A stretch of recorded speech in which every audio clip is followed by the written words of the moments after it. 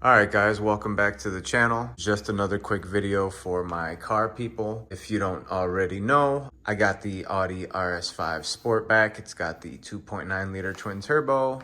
And this is just a quick video of the new blow-off valves that I got for it. These are atmospheric dump valves from a reputable company, Forge. You know, I didn't do an unboxing because, you know, everybody knows Forge and their stuff is well packed. If you didn't check out my old video, you can see here, there's the old intake pipe and there's the old aftermarket ECS tuning intake that I removed and put the APR one on.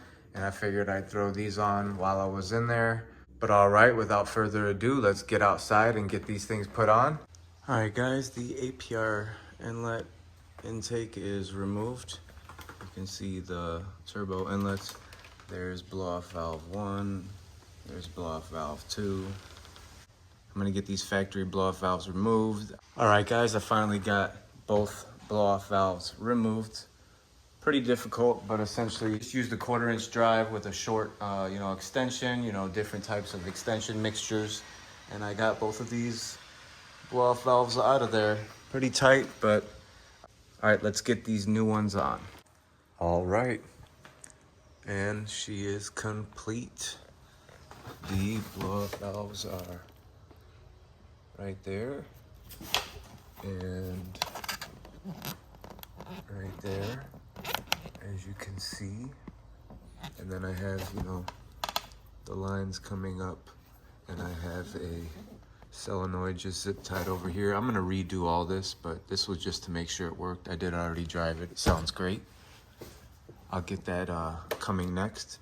So basically I only use, so here's the thing real quick before I show you that.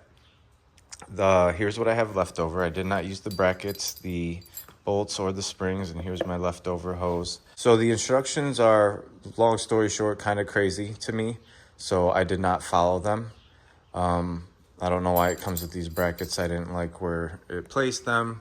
It goes all the way back over there by this brace, and it's just too much hosing. I just got the one right here, and then the one on the other side right here, and I only used one T. They wanted you to take these two lines from this blow-off valve and these two lines from this blow-off valve and just T into both of those and have those lines go to one solenoid. But you can't do that because you have two plugs to plug in. You know what I'm saying? So they had in the instructions where you would maybe T this one and into this one, but you'd still need both connectors for each boost bypass valve. So I did not follow that.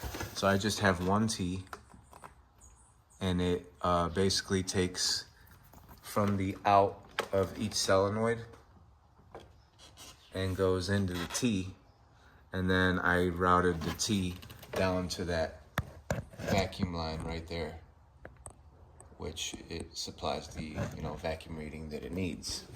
And like I said, I didn't follow the instructions at all, so I cut the lines a little more than I wanted to, so I didn't end up running it how I wanted. This one is just zip tied, nicely placed here, and everything is just out of the way. And here it goes to the other side, and I just have it nicely zip tied and placed here. I'm just making sure everything works. Like I said, I already did take it for a drive. It does run and sound great.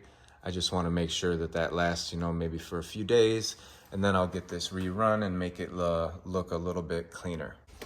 So there it is, guys. I will get some sound videos next and let you hear what it sounds like from the outside and from the inside of the cabin. Give me a like, give me a subscribe, please, and talk to me in the comments if you got any questions. Let me know what else you want to see. All right, guys, on to the next one.